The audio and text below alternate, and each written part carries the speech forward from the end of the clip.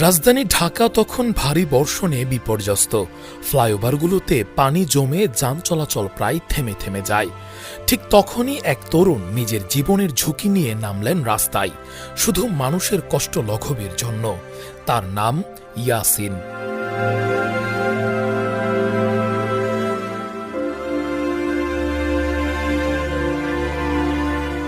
বৃষ্টিতে ভেজা এক বিকেলে যখন সবাই নিরাপদ আশ্রয়ের খোঁজে ছুটছিল, তখন ঢাকার এক ফ্লাইওভারে পানির জট তৈরি হয়।